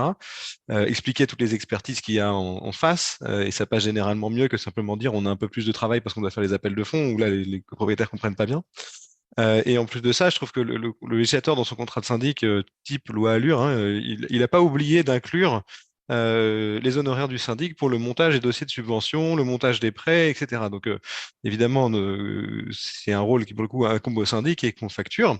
Et pour les subventions, moi, je trouve, alors, je m'interroge sur justement cette fois-ci comment on peut exprimer nos honoraires, mais parfois, je trouve que c'est une façon de passer de rôle de prestataire de service à vrai conseil auprès des copropriétés et que ça nous justifie un montant d'honoraires qui soit assez élevé, sur lequel on va marger, parce que justement, derrière, il y a toute cette formation des collaborateurs, il y a toute l'identification qu'on doit faire auprès des organismes publics de financement ou des organismes locaux, etc.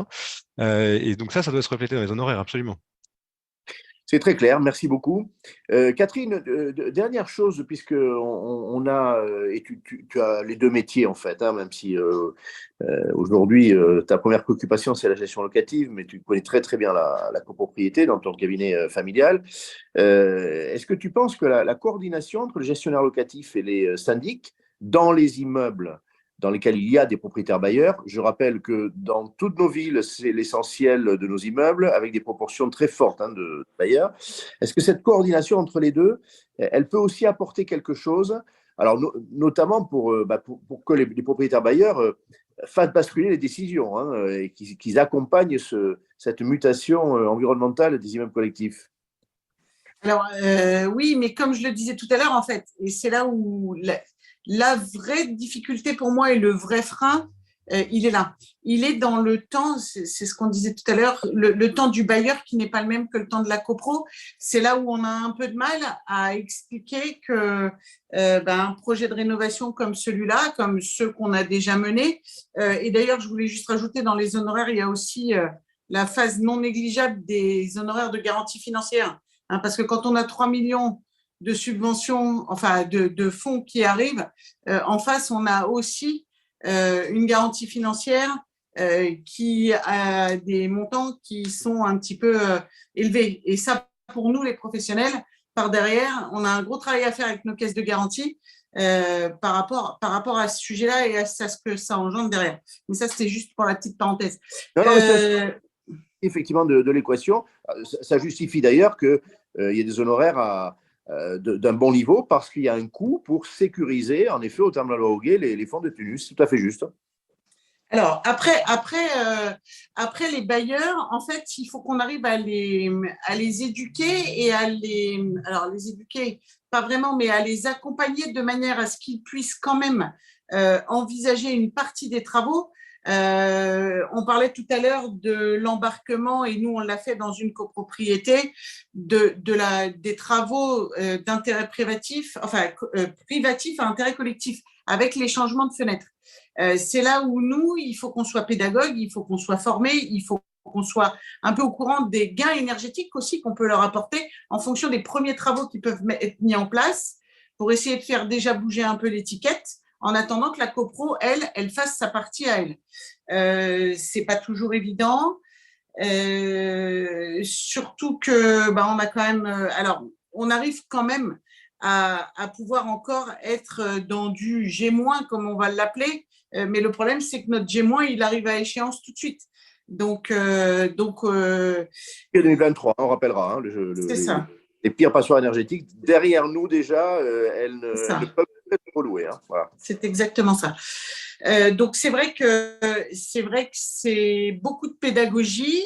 C'est encore une fois ce que je disais, notre rôle à nous et notre plus-value des professionnels vis-à-vis, alors forcément dans ce dont on parle aujourd'hui par rapport aux bailleurs privés, tout seul, isolé, qui lui se retrouve un peu perdu et qui va lui être plus en confrontation à la limite qu'un propriétaire bailleur accompagné par un mandataire. Pour autant, oui, les bailleurs sont enclins à la rénovation énergétique parce qu'ils ont bien compris que leur bien avec une valeur verte plus importante, c'était maintenant ce qui était demandé par les acquéreurs éventuels. La valorisation de leur patrimoine, elle est peut-être même plus importante chez un bailleur que chez un propriétaire occupant. Et donc ça, c'est un levier pour nous encore plus important. Et puis globalement, ça se passe bien, mais c'est de l'accompagnement. Et comme tout le monde le disait, c'est vrai que dans le contexte actuel, c'est un peu compliqué et c'est ce qui peut aussi freiner nos confrères à avoir comment dire, cette envie et cette motivation parce qu'on a un quotidien qui est quand même, que ce soit en gestion ou en syndic, qui est particulièrement lourd. Mais c'est une belle aventure à vivre, une belle aventure pour nous, pour nos bailleurs et pour nos locataires. Et c'est notre rôle à nous, c'est ce que je pense. Écoute, il ne pouvait pas y avoir meilleure conclusion. Voilà, c'est une belle aventure à vivre. Je ne sais pas si j'aurais trouvé ces mots-là. En tout cas, c'est dans cet état d'esprit qu'on a voulu ce débat. Moi, je voudrais vous remercier tous, que ce soit Catherine, Frédéric, les deux administrateurs de biens qui étaient convoqués au débat, que ce soit des apporteurs de solutions, Pascal Jousselin représentant une grande collectivité locale, exemplaire, Avidan Koubi pour Mouga, François-Éric Mimouni, deux sociétés qui accompagnent les administrateurs de biens. Merci beaucoup. Je peux vous dire qu'il y a des réactions très, très favorables parce qu'il me semble que vous avez été extrêmement concret et aussi vous nous avez mis en mouvement. Voilà. Je laisse à Benjamin le soin d'avoir le mot de la fin. Merci Henri, merci à tous. Je crois ça a été une bonne conférence. Il y a eu des vrais moments d'échange et je pense que tout le monde sera très intéressé. Oui, je ne sais pas si ça va être une grande aventure, mais en tout cas, cette aventure, elle nous prend beaucoup de notre temps. Et on a fait beaucoup en très peu de temps. Et je pense que le dynamisme des professionnels fait plaisir à entendre, en tout cas, et de tous les intervenants qui nous accompagnent dans toute cette évolution du marché. Voilà. Et j'espère qu'on atteindra nos objectifs. Et Henri, là, à ce moment-là, tu me proposes de dire la date de la prochaine conférence. Oui, en général, je ne l'ai pas en tête, mais je m'améliore et je peux dire que c'est le 11 avril. Voilà. Eh bien, c'est exactement le 11 avril. Je te remercie. Je souhaite une bonne soirée à tous. Merci, vous connaîtrez très vite le thème. Bye bye, belle soirée. Merci. Au revoir à tous. Merci beaucoup. Au revoir.